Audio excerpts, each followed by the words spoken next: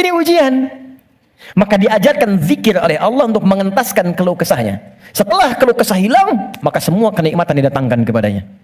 Tapi yang paling menarik, di ujung ayatnya ditutup, akan ada orang beriman melakukan keluhan yang sama di masa depan. Kami cepat jawab doanya, jadi begitu berzikir, dikabulkan oleh Allah, ditutup semua dosa-dosanya. Dosa mengeluh ditutup, dosa seakan menyalahkan Allah ditutup. Ketika ditutup, kami selamatkan dari kesulitannya, kami limpahkan rezeki yang pernah dirasakan oleh ia sebelumnya, bahkan lebih. Tapi belum selesai ayatnya. Wa kadzalika nunjil mu'minin. Demikian pula kalau ada orang beriman tanpa batas di masa depan, umat siapapun ia, mengeluhkan peristiwa serupa, kalau dia melakukan zikirnya, aku lepaskan dari kesulitan yang menghimpit, aku berikan kebahagiaan tanpa batas.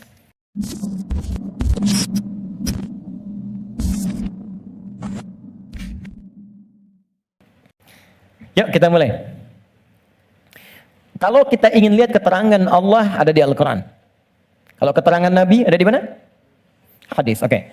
Kita buka hadis riwayat Muslim. Yang standar nomor hadis 573. Kalau beda nomor, yang penting lihat riwayatnya, mungkin cetakannya berbeda. Amalan pertama sesuai urutan Nabi, 1. Kita gunakan yang ini dulu. Allah. Kalimat thayyibah. Ingat, saya bukan bicara dalam kondisi khusus ya, saya bicara dalam kondisi standar. Jadi standarnya kalau setelah sholat, kalau mau zikir, ini urutan-urutannya. Kalau kondisinya berbeda, kita tinggal sesuaikan saja. Kalimat thayyibah, yuk kita bacakan hadisnya. Bima ma'na kana Nabi sallallahu alaihi wasallam, adalah Nabi sallallahu alaihi wasallam jika selesai dalam salatnya, maka beliau membaca astaghfirullah, astaghfirullah, astaghfirullah. Allahumma antas salam wa minkas salam tabarakta ya dzal jalali wal ikram. Adalah kebiasaan, karena kalau ketemu orang jadi kebiasaan. Ya, karena an-nabi sallallahu alaihi wasallam adalah kebiasaan Nabi sallallahu alaihi wasallam setelah selesai mengerjakan salat, maka beliau berzikir mengucapkan astaghfirullah, astaghfirullah, astaghfirullah. Allahumma antas salam minkas salam tabarakta ya dzal jalali wal ikram. Saya turunkan jadi 3 pembahasan di sini. 1 tentang istighfar. 2 bacaan istighfar.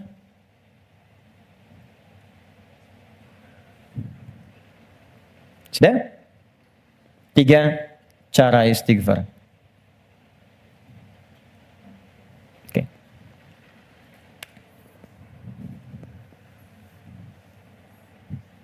1. Sunnah pertama, selesai menunaikan salat itu istighfar. Dari kalimat astaghfirullah. Apa itu istighfar? Istighfar itu gini.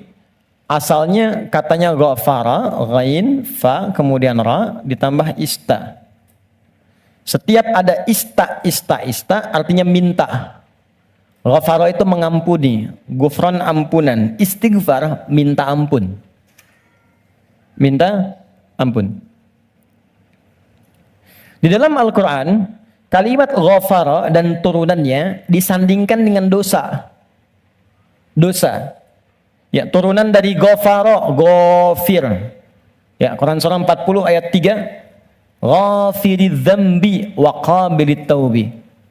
Dari ghafir ada ghaffar, ghaffar. Quran surat Nuh ayat ke-10, faqultu astaghfiru rabbakum innahu kana ghaffara. Dari situ ada ghafur. Pernah dengar kata ghafur? Innahu huwal ghafurur rahim. Ada ghafir, ada ghaffar, ada ghafur. Semuanya menunjuk pada nama Allah yang mengampuni orang berdosa dengan semua tingkatan yang berbeda-beda. Kalau dosanya relatif kecil, tapi maaf, sekecil-kecilnya dosa juga. Kalau dosanya relatif kecil, ghafir. Agak menengah, ghaffar. Maaf, semakin terkumpul, ghafur diturunkan. Sampai manusia dipaksa, sebanyak apa sih dosamu? Kalau aku sudah turunkan nama yang paling tinggi untuk mengampuni semua dosa, dan engkau belum taubat juga, berarti bukan aku yang salah, kata Allah. Kamunya yang gak pengen berubah. Jadi teman-teman, mohon maaf ya, justru nama-nama ini menunjukkan kepada kita Allah membuka jalan, peluang pada setiap orang untuk berubah jadi baik. Nggak ada manusia yang sempurna. Fala tuzakku anfusakum, kata Allah, jangan merasa diri paling baik, jangan merasa paling suci. Semua orang pasti pernah punya salah. Saya pun mungkin sekarang kelihatan bagusnya aja karena aibnya nggak dibuka.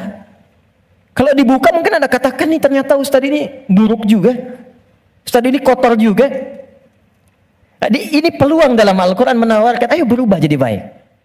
Semua orang pasti pernah punya masa lalu yang kelam, tapi orang hebat itu yang bisa merubah yang kelam menjadi lebih baik di masa datang. Karena itu orang hebat disebutkan dalam Al-Quran, orang yang ketika dia merasa salah, dia berubah menjadi saleh. Karena itu dia ambil cara untuk tobat. Karena itulah Nabi memberikan isyarat, Allah sangat mencintai pelaku maksiat yang tulus bertobat dibandingkan orang soleh yang tidak pernah merasa salah. Catat itu. Di peluang jadi baik untuk semua. Di teman-teman pun kalau ada yang ingin taklim, jangan dilihat siapa dia. Oh dia ini, dia itu. Mungkin bergabung, barangkali dia lebih soleh dari orang yang pernah datang sebelumnya. Datang, rangkul, doakan. Insya Allah jadi baik. Nah, ini turunkan. Tapi yang paling menarik teman-teman sekalian, nah fungsi istighfar yang pertama, kita minta ampun, artinya ada dosa. Dosa apa yang terjadi pertama kali pada orang yang baru selesai sholat? Kata para ulama, jangan berpikir yang besar-besar dulu. Mungkin dosa besarnya yang pertama kali terjadi pasca sholat, dosa yang harus ditutup dengan istighfar itu, dosa kurang khusyuk dalam sholat. Waktu diminta sholat khusyuk kan? Kata Allah suruh khusyuk kan? Wasta'inu bisabri wassalah wa innaha lakabiratun illa 'alal khasyin. Ayo salat, salat yang khusyuk. Hafidhu 'ala salawati wa salatil wusta wa qumu lillahi qanitin. Quran surah kedua ayat 238. Kata Allah, kalau kamu salat yang khusyuk ya. Tapi berapa banyak dari sekian salat yang khusyuk? Bahkan baru takbir sudah kurang khusyuk. Allahu akbar, katanya Allah yang akbar. Katanya Allah yang besar. Tapi kok tiba-tiba pekerjaan jadi besar? Update status jadi besar. Ya, media sosial jadi besar, kendaraan jadi besar. Allahu akbar ingat mobil, Allahu akbar ingat IG, Allahu akbar ingat Facebook. Berarti kan sudah keluar dari konten kekhusyuan, kan? Nah, kita bisa tutupi. Jadi yang kurang-kurang dalam salat itu, salah satunya diampuni oleh Allah kekurangan itu dengan istighfar. Jadi istighfar yang pertama kita lakukan bisa menutup kekurangan-kekurangan dalam salat yang kita kerjakan. Jadi kalau ada yang kurang khusyuk dalam salat, selesai itu dengan istighfar kita. Astagfirullah, astagfirullah, astagfirullah. Paham sampai sini? Oke, satu. Dua, bagaimana bacaannya?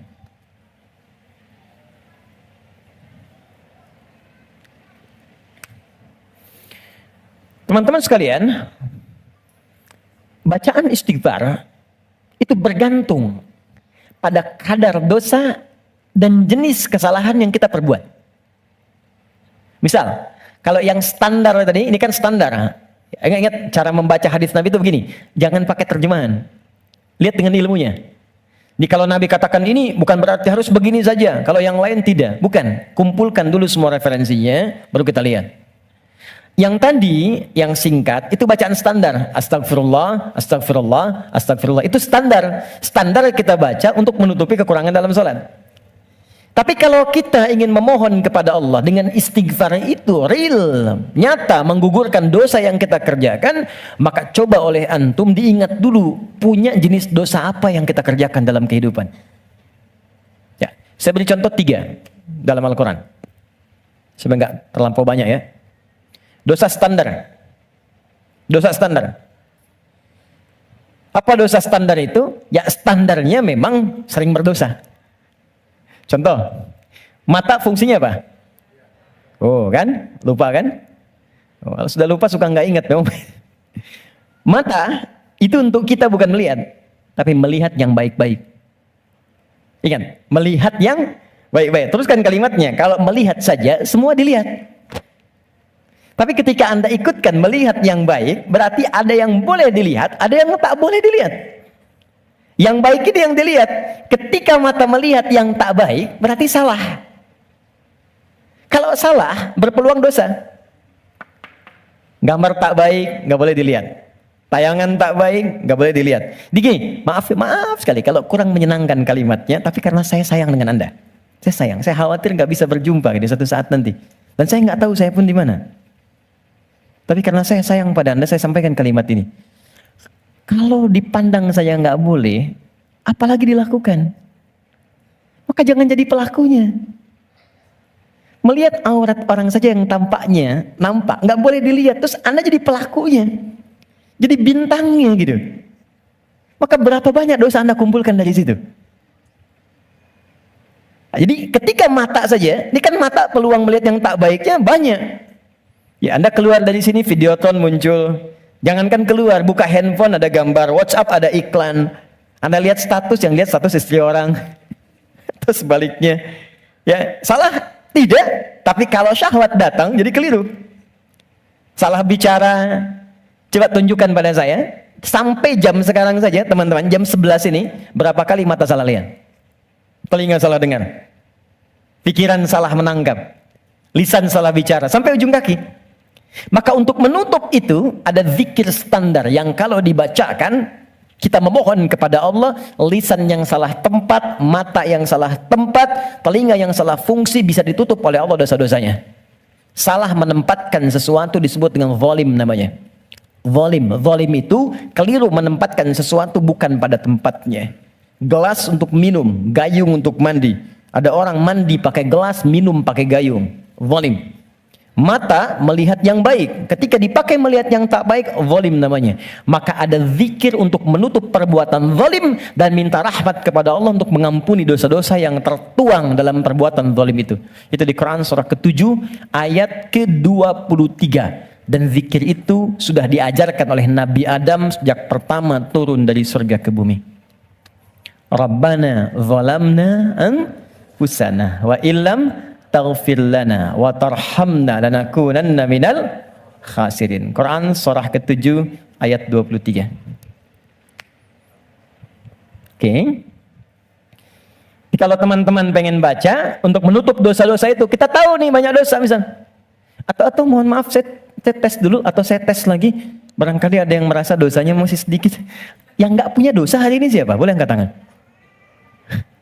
Oke. Yang sedikit. Yang banyak. Kayak saking banyaknya kita sulit angkat kan? Karena merasa ada, karena standar. Ini apalagi sekarang peluangnya banyak tuh. Saya barusan protes tuh di pagi tadi. Saya mengingatkan pada media-media. Kenapa sih sekarang banyak menampilkan yang buruk-buruk tayangannya? Sehingga jadi tutorial maksiat gitu. Sekarang maksiat itu ada tutorialnya. Coba, Allahu Akbar, saya di jalan aja mau ke sini, buka berita isinya pembunuhan, perampokan, gini itu. Apa nggak ada yang baik-baik diberitakan? Orang itu kan apa yang diberitakan, pasti itu yang dilihat. Jadi kalau Anda membuat tayangan bagus punya dilihat juga. Jadi kalau bisa bikin yang soleh, kenapa membuat yang salah? Kalau bisa membuat yang baik, ya teman-teman nih ya, misal Anda nih ikut project, bekerja di situ. Jadi kalau Anda semuanya kompak kerjakan yang baik, ya kan ikut kok semuanya. Siapa mau mainkan yang buruk-buruk? Jadi kalau kita bisa mengerjakan yang mulia, kenapa harus mencari sesuatu yang tidak baik? Nah, sekarang kita sendiri ketika mengerjakan diingat, ini baru hari ini, belum sebelumnya. Di begitu kita ingat, kita ingin tutupi, mohon izin, saya mungkin kalimatnya kurang menyenangkan. Setiap kita akan yakin akan meninggal. Pasti akan wafat. Pasti. Teman-teman pernah ingat gak? Kita mengaji dari tahun berapa? Sampai sekarang. Coba hitung satu-satu di antara kita. Apakah ada yang selama kita awal mengaji masih ada orangnya sekarang? Mungkin sebagian sudah gak ada. Mungkin kita salatkan sama-sama bahkan. Atau kalau bukan dia, kerabatnya yang pulang duluan. Kita akan menyusul. Dan kita yakin suatu saat kita akan disolat, kita akan pulang. Nah sekarang kita yakin kita akan wafat, tapi kita nggak punya bekal untuk pulang. Anda mudik bulan Ramadan aja, ke Idul Fitri, Anda nggak punya bekal, kan nggak berani mudik Anda. Kata Pak nggak mudik Pak, nggak ada bekal. Sekarang kita mau kembali kepada Allah dan Anda merasa, saya merasa, kita merasa kurang bekal. Bagaimana cara kita pulang? Maka yang standar tadi kita perbaiki. Maaf ya, maaf. Kan tidak ada aibnya kita istighfar. Jadi baik itu salahnya apa sih? Mata kan sama-sama melihat juga. Telinga sama dengar juga. Jadi kalau kita bisa mendengar yang baik, kenapa harus mengerjakan yang tidak baik? Maka kita koreksi. Kita bacakan, Rabbana zalamna anfusana. Ya Allah, kami selama ini salah. Anfus itu diri. Saya salah menempatkan tubuh saya. Saya mengakui mata saya salah lihat. Saya mengakui telinga saya salah dengar. Sampai ke kaki saya, ya Allah. Saya mengakui itu semua. Wa illam taghfir lana ghafar. Dan saya mohon, ya Allah, kalau kau enggak ampuni dosa aku ini saat ini, wa tarhamna, enggak rahmati aku, enggak sayangi aku dengan ampunanmu, lanakunanna minal khasirin. Aku takut kalau pulang aku rugi. Aku takut kalau wafat sekarang terus aku masih banyak. Itu. Minta. Ini yang pertama. Maka dari itu, Anda boleh bacakan itu. Kalau standar tadi, astagfirullah, astagfirullah, astagfirullah. Jadi yang dimaksud baca astagfirullah itu yang standar. Untuk menutup yang salat. Jadi kalau Anda sudah bacakan itu astagfirullah, astagfirullah, astagfirullah, kemudian Anda ingin spesifik mengoreksi diri Anda, Rabbana zalamna anfusana wa illam taghfir lana wa tarhamna lanakunanna minal khasirin. Paham? Satu. Dua, saya beri contoh yang lain.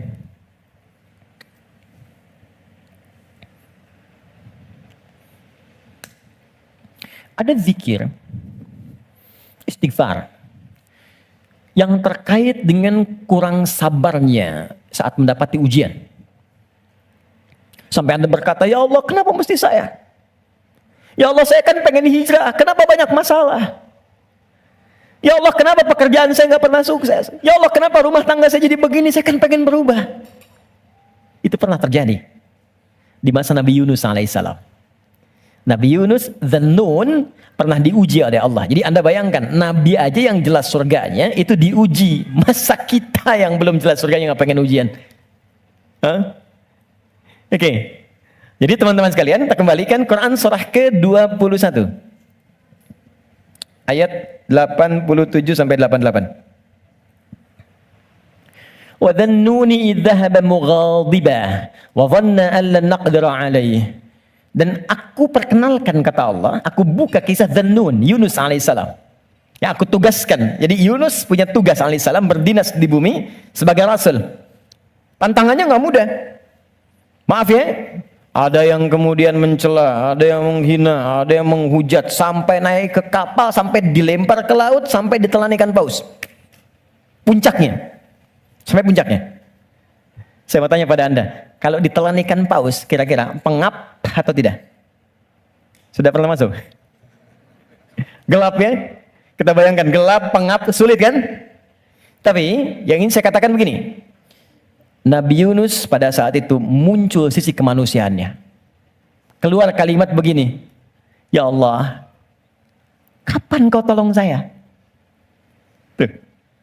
Idzaba mughadiba fa dhanna alla naqdir alaihi. Dia kira kami nggak akan tolong. Dia berkata, ya Allah, kapan tolong saya? Kemanusiaannya. Cuman karena beliau nabi dan rasul, punya sifat ma'sum, maka diturunkanlah bimbingan oleh Allah untuk menjaga beliau supaya terbebas dari kesalahan. Dijaga. Itu sifat ma'sum dari nabi dan rasul. Maka kami turunkan zikir kepadanya untuk mengatakan, kamu jangan mengeluh. Ini ujian. Maka diajarkan zikir oleh Allah untuk mengentaskan keluh kesahnya. Setelah keluh kesah hilang, maka semua kenikmatan didatangkan kepadanya. Tapi yang paling menarik, di ujung ayatnya ditutup, akan ada orang beriman melakukan keluhan yang sama di masa depan. Walaupun nggak masuk ke perut ikan paus. Makanya kalimat Allah ketika membebaskan Nabi Yunus dari perut ikan paus setelah berzikir itu, kalimatnya fastajabna lahu fanajjainahu minal ghamb. Kami cepat jawab doanya, jadi begitu berzikir dikabulkan oleh Allah, ditutup semua dosa-dosanya. Dosa mengeluh ditutup, dosa seakan menyalahkan Allah ditutup. Ketika ditutup, kami selamatkan dari kesulitannya, kami limpahkan rizki yang pernah dirasakan oleh ia sebelumnya, bahkan lebih. Tapi belum selesai ayatnya. Wa kadzalika nunjil mu'minin. Demikian pula kalau ada orang beriman tanpa batas di masa depan, umat siapapun ia, mengeluhkan peristiwa serupa, kalau dia melakukan zikirnya, aku lepaskan dari kesulitan yang menghimpit, aku berikan kebahagiaan tanpa batas. Saya tanya pada Anda, pernah nggak ada yang mengeluhkan ujian Allah dalam pekerjaan misalnya? Di rumah tangga. Ya Allah, kenapa mesti saya? Ya Allah, why me? Kata Allah, why not? Ya Allah, kapan ini berakhir? Sebentar lagi. Ya Allah, ya Allah, ya Allah, kenapa saya? Ya Allah, saya kan pengen baik. Udah pengen hijrah, bagus, datang ke masjid, tampilan bagus, sendal paling bagus, pulang hilang sendal. aja gitu kan. Dan kita menuntut. Ya kata Allah tuh, kamu ini bagaimana? Nabi dulu aja diuji. Tapi Allah turunkan zikir untuk menghilangkan itu semua. Sebelum sampai pada zikirnya, teman-teman sekalian, Allah turunkan standar menghadapi ujian semacam ini. Ini pernah saya sampaikan sebelumnya. Jadi untuk menguatkan teman-teman dan saya serta kita semua, di standar ujian itu begini. Dan banyak kata Allah gagal melewati ujian itu bukan karena kurang pintar, tapi nggak belajar cara melewatinya. Saya bikin persamaan sebentar ya. Di situ aja, nggak apa, nggak. Saya tahu mana yang saya harus dihapus. Mana coba? Nah, saya tunjukin. Antum di situ dulu, lihat dulu. Ya, saya tunjukin ya. Bismillah. Karena antum yang orang pertama saya tes nanti.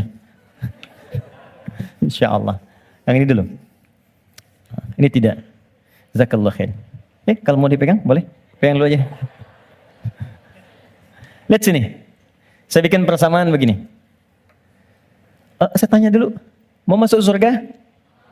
Masya Allah. Alhamdulillah. Surga. Punya persamaan. Mau dekat dengan Allah?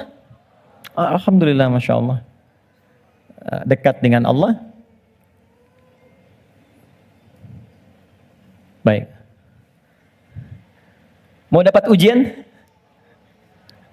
Kok jadi lemas? Mau punya masalah nggak? Enggak.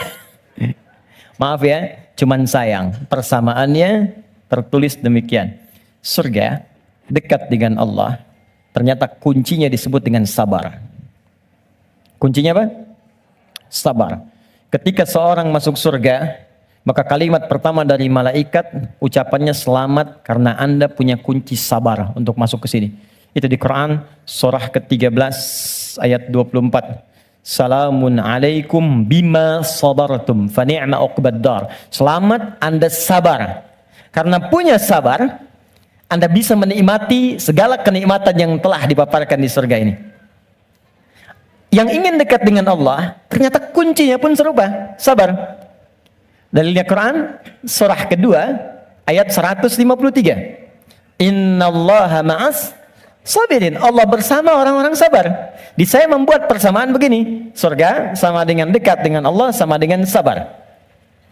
Sekarang persamaan sabar dalam Al-Quran. Sabar bersanding lurus dengan ujian. Dengan masalah. Ujian. Masalah. Dalilnya Quran surah kedua ayat 155 paling kiri sebelah atas. Walanabluwannakum bisyai. Kami akan uji siapapun yang hidup. Jadi sepanjang hidup pasti akan mengalami ujian. Kalau persamaan berikutnya, ujian sama dengan hidup. Jadi kalau kita baca persamaan secara terbalik, orang hidup pasti mendapat ujian. Persamaan terbaliknya, orang yang tidak ingin dapat ujian sama dengan tidak ingin hidup. Nah, sekarang saya tanya lagi, siapa yang tidak ingin punya masalah? Boleh angkat tangan? Terus Anda maunya apa? Oke, sekarang lihat kembali. Fokus baik-baik. Lihat sini. Jadi setiap orang hidup pasti diuji. Kalau nggak hidup, baru nggak dapat ujian. Sepanjang hidup itu pasti ada masalah. Anda berpikir nggak pengen punya masalah pun itu sebetulnya masalah. Setiap kita pasti punya masalah. Saya pun di sini sedang menghadapi masalah. Seperti Anda pun belajar dengan saya sedang menggali persoalan. Nah sekarang saya keluarkan persamaan ini. Di matematika kan begini kan. A sama dengan B sama dengan C sama dengan D. Maka A sama dengan B, A sama dengan C kan. B juga sama dengan C, C sama dengan D. Kita turunkan ini. Surga sama dengan dekat dengan Allah, sama dengan sabar, sama dengan ujian. Maka kalau kita turunkan, orang yang mau pengen ke surga sama dengan ujian. Pengen dekat dengan Allah sama dengan ujian. Pengen sabar sama dengan ujian. Jadi kalau Anda ingin mendapatkan surga, pasti dapat ujian. Karena surga itu kunci untuk mendapatkan nikmat Allah. Dan untuk mendapat nikmat Allah, sabar. Untuk sabar, ada ujian. Jadi ujian itu kunci untuk ke surga. Ujian itu kunci untuk dekat dengan Allah. Jadi makanya berbahagialah ketika sedang punya masalah. Artinya itu mendekatkan Anda untuk dekat dengan Allah. Coba ibu kalau nggak diuji dengan perilaku suami yang kurang menyenangkan, ibu nggak akan mungkin nikmat tahajud malam hari minta sampai berderai air mata. Kenapa jadi ketawa? Antum kalau nggak diuji dengan ujian pekerjaan, nggak akan nikmat antum puasa. Bukankah tahajud datang saat pekerjaan mulai macet? Saat akhir bulan uang belanja belum keluar? Baru kan mulai, ya Allah. Terus puasa, terus baca Quran. Di kadang-kadang ujian itu muncul supaya kita bisa menikmati kedekatan dengan Allah. Ini ketika Anda mengatakan, ya Allah, aku ingin ke surga Firdaus. Baik, nih ujian. Ini masalah. Cuman, supaya gampang mengatasi itu, diturunkanlah fikihnya, muncul caranya. Bagaimana supaya ringan menghadapi ini? Jadi bukan gelar yang dibutuhkan di sini. Pelajaran. Anda nggak belajar, nggak lulus ujian. Sekarang ini ada ujian kehidupan, nggak dipelajari, status Anda setinggi apapun, gagal. Bagaimana rumusnya? Sebelum kita ke kalimat yang kita akan bacakan, maka turun turunan-turunan di Al-Quran. Ada 3 rumus. Pertama, kalau Anda sedang menghadapi masalah, kalau tidak ingin rumit, baik di kantor, di rumah, dimanapun, pertama kata Allah berlaku Quran surah kedua ayat 286. La yukallifullahu nafsan illa. Ini nih rumusnya. Prinsip pertama, tolong tanamkan dalam jiwa kita. Mustahil Allah menguji seorang hamba di luar batas kemampuannya. Kalau kita bahasakan ini ke dalam bahasa psikologi, itu akan menenangkan jiwa kita. Kalau Anda sedang diuji, katakan, kata Al-Quran, bisa, mampu. Karena mustahil Allah menguji kalau Anda nggak mampu. Teman-teman maaf ya, yang mampu itu Anda, bukan saya. Ketika Anda punya masalah sebesar apapun sekarang, Anda mampu, saya tidak. Karena itu Anda yang diuji, bukan saya. Allah menilai Anda mampu. Kenapa Anda pesimis? Allah menciptakan kita mengatakan Anda mampu. Kenapa kita yang diciptakan pesimis? Nikmati saja, katakan pasti bisa. Mampu saya. Kita yang punya ayatnya, orang Jepang yang praktekan. Bahkan dia bikin benteng Takeshi. Kamu bisa, kamu bisa, kamu bisa. Hanya untuk menaklukkan Takeshi. Kita punya, saya senang baca ya, senang baca dulu lihat. Nonton tidak? Cuma saya senang lihat baca apa gitu kan. Baca saya tahu. Son Goku, musuhnya Piccolo, penulisnya Suzuki Watanabe, saya tahu itu. Ya. Nah, jadi tapi bacaan saja ya. Liverpool kalah 2-0 sama Chelsea, saya tahu nih. Nah, balik sini. Kembali ke awal tadi. Jadi ya itulah ujian. Kita mampu. Yang kedua, rumus kedua, Quran surah kedua Al-Baqarah di pertengahan ayat. Ya, yuridullahu bikumul yusra wala yuridu bikumul usra. Paling gampang al-insyirah, inna ma'al usri. Itu secara psikologis itu akan menguatkan kita. Dikata Allah, kalau engkau sedang punya masalah, katakan pada dirimu, pasti mudah. Pasti ada solusinya. Jadi kalau diri kita begitu, itu akan ringan menghadapinya. Maaf ya, dibandingkan Anda menulis status, nggak akan selesai. Ternyata kamu tidak seperti yang aku kira. Capek. Udah aja, pasti selesai, pasti bisa. Nah sekarang persoalannya, cara kita mengatasinya, ikhtiarnya bagaimana sekarang? Nah supaya kuat, maka kadang-kadang ada tindakan yang keliru. Kadang mengeluh, kadang curhat nggak jelas, kadang cerita ke orang, alih-alih kemudian kita mengadu kepada Allah. Atau puncaknya malah menyalahkan Tuhan. Maka diturunkanlah oleh Allah sebuah zikir lewat lisan Nabi Yunus alaihissalam yang kalau dibacakan, seketika Allah tenangkan keadaan jiwa, dibuang keluh kesah, dan langsung diberikan jalan terbaik untuk mendapatkan nikmat yang diharapkan. Apa bentuk zikirnya? Quran surah ke-21 ayat 77-nya. Wa nada fil zulumati alla ilaha illa anta subhanaka inni kuntu minadh. Itu zikirnya. La ilaha illa anta subhanaka inni kuntu minadh zalimin. La ilaha illa anta subhanaka inni kuntu minadh zalimin. Ini umum. Bisa di jabatan mungkin kurang menyenangkan, bisa di harta benda, bisa di persoalan. Nabi Yunus kan dia menjabat sebagai rasul, cuma dikerjai oleh orang, dilempar ke perut ikan paus sampai keluar. Bahasa Qurannya, wa kadzalika nunjil mu'minin. Kalau ada orang beriman berzikir seperti sama yang dikerjakan oleh Yunus, kami selamatkan ia seperti kami selamatkan Yunus alaihissalam. Boleh dikerjakan pasca salat.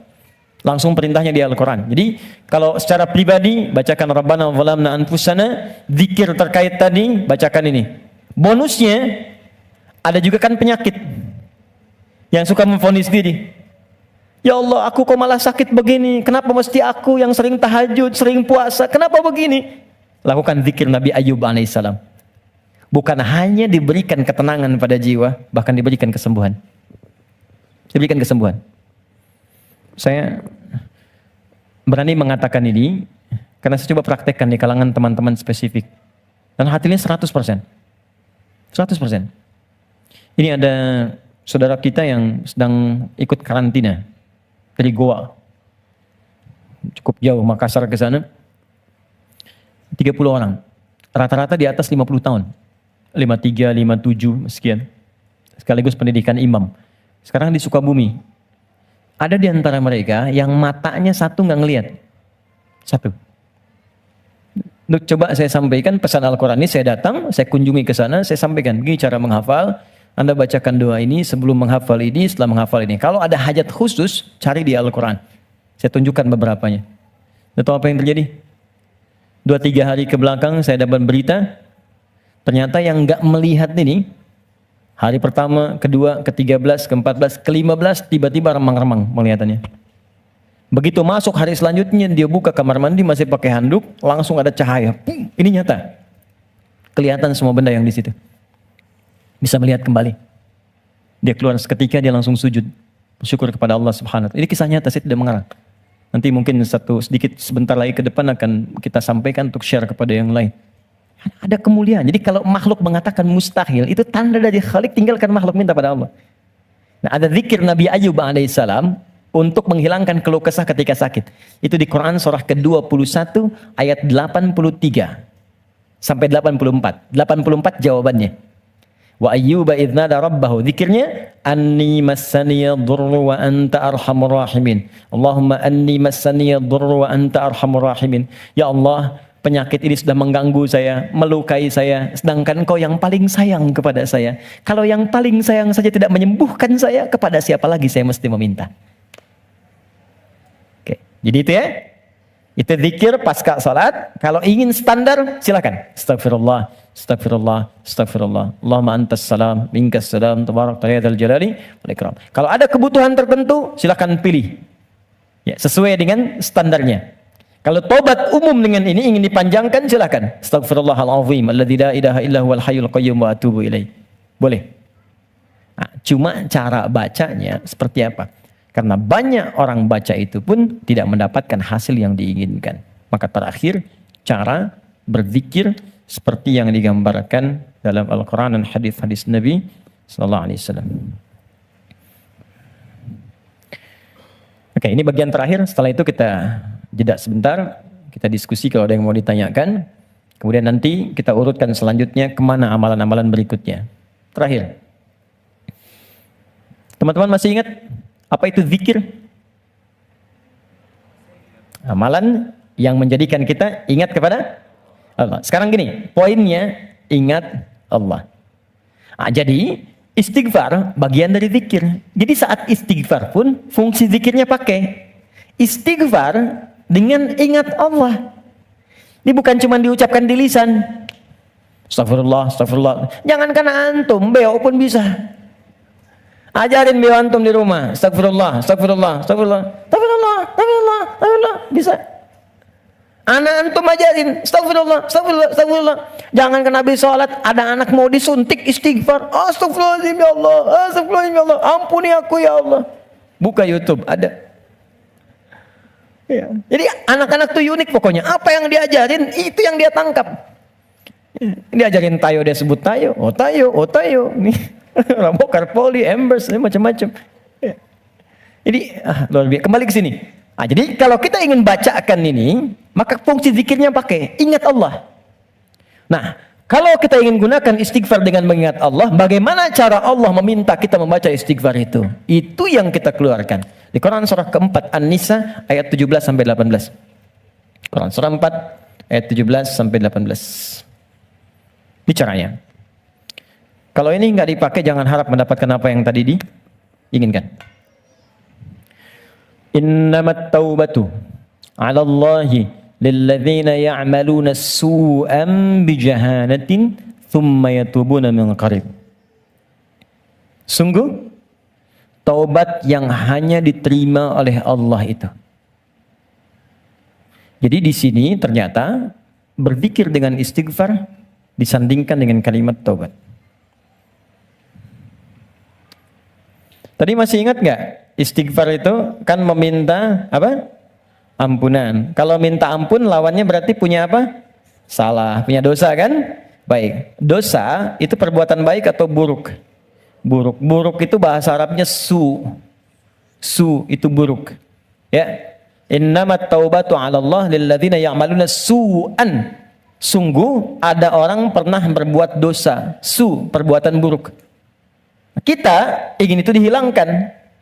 Maka cara menghilangkan perbuatan dosa, su tadi, dengan berzikir. Ternyata zikirnya oleh Al-Quran disebut taubat namanya. Ini. Istighfar itu taubat. Dosa, perbuatan salah. Kalau ingin digugurkan, minta ampun. Minta ampun bahasa Arabnya istighfar. Ketika akan minta ampun bahasa Qurannya disebut taubat.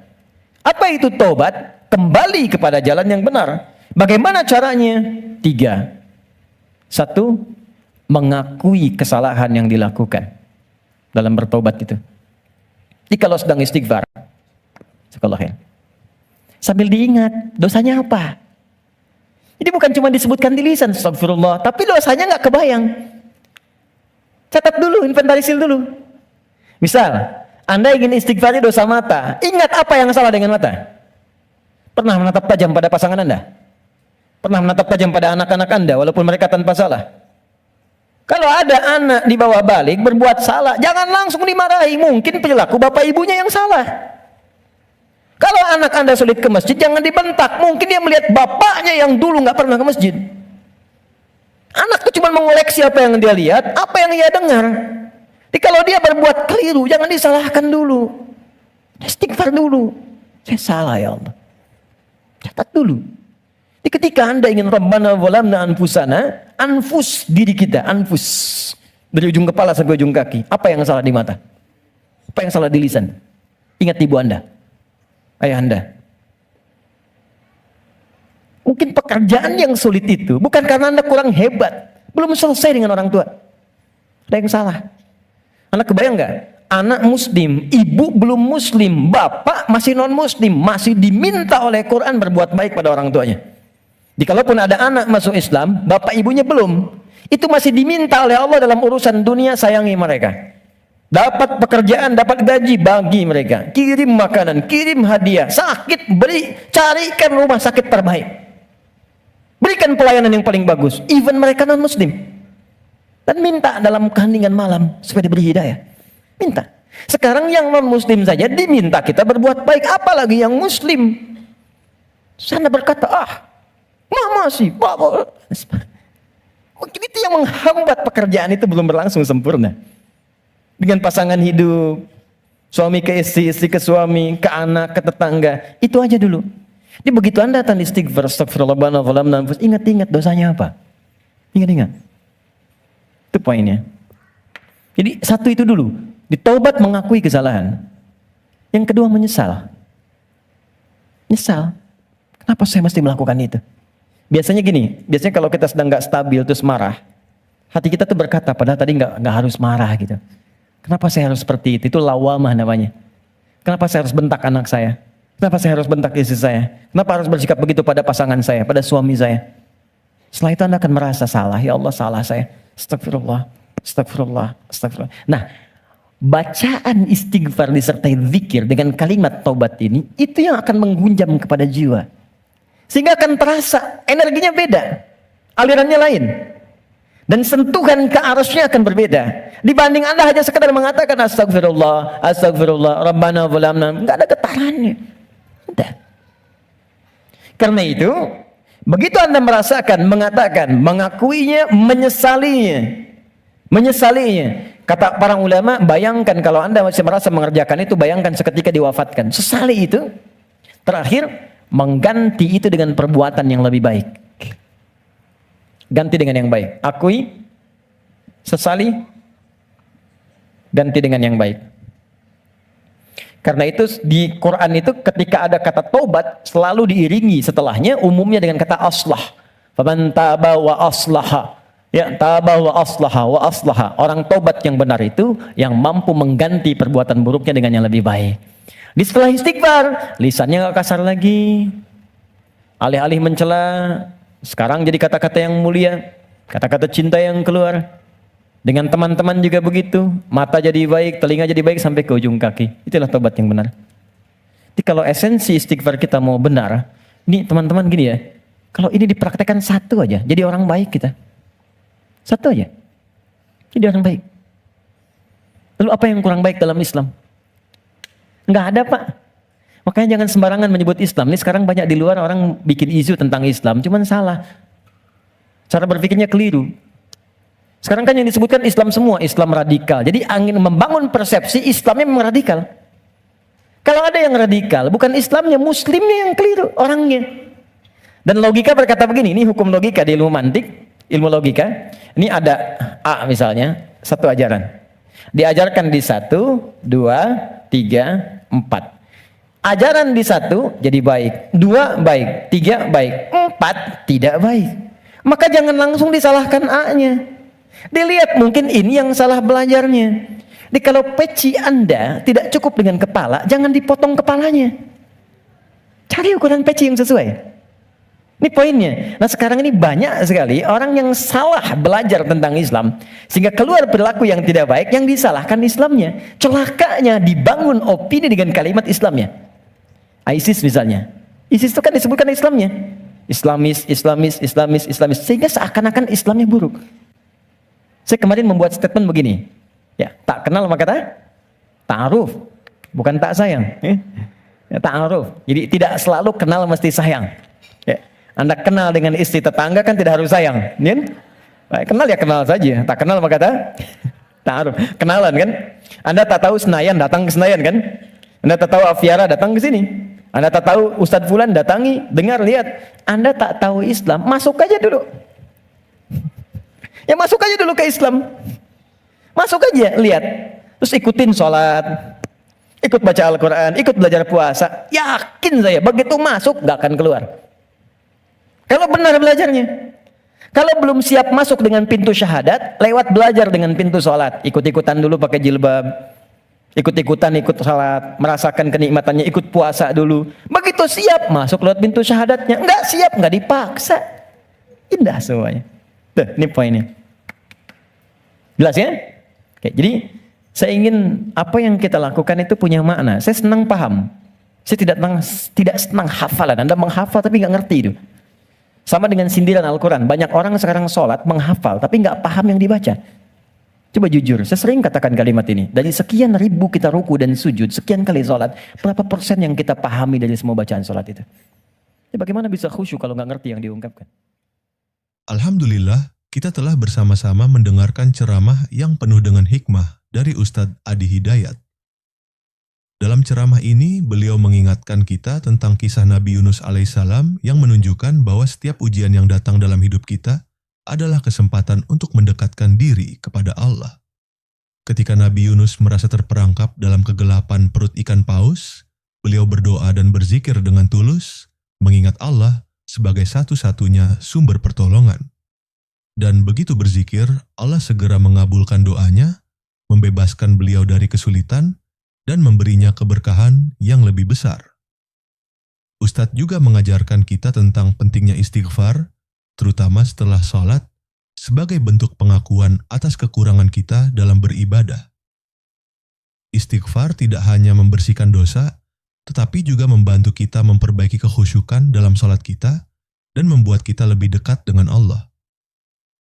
Dengan berzikir dan beristighfar, kita bisa mengatasi keluh kesah dalam hidup dan memperoleh ketenangan jiwa seperti yang diajarkan dalam Al-Quran dan hadis. Mari kita terus berdoa, berzikir, dan memperbaiki diri, karena setiap ujian adalah jalan menuju kedekatan dengan Allah. Semoga kita bisa meraih kebahagiaan dunia dan akhirat dengan cara yang diridainya. Sebelum kita mengakhiri video ini, mari kita bersama-sama mendoakan Ustadz Adi Hidayat agar selalu diberikan kesehatan, ilmu yang bermanfaat, dan keberkahan dalam setiap langkah hidup beliau. Semoga Allah selalu memberikan petunjuknya dan melimpahkan rahmatnya kepada beliau. Jika video ini bermanfaat bagi Anda, Jangan lupa untuk like, share, dan subscribe channel ini agar semakin banyak orang yang bisa mendapatkan manfaat dari ilmu yang telah disampaikan. Jangan lupa juga untuk menulis doa terbaik untuk Ustadz Adi Hidayat di kolom komentar sebagai bentuk dukungan kita kepada beliau. Terima kasih telah menonton video ini sampai akhir. Semoga hidup kita selalu dipenuhi dengan berkah, rahmat, dan petunjuk dari Allah. Mari kita terus belajar, berbagi kebaikan, dan memperbaiki diri agar kita dapat meraih kebahagiaan di dunia ini dan kesuksesan di akhirat nanti. Wassalamualaikum warahmatullahi wabarakatuh.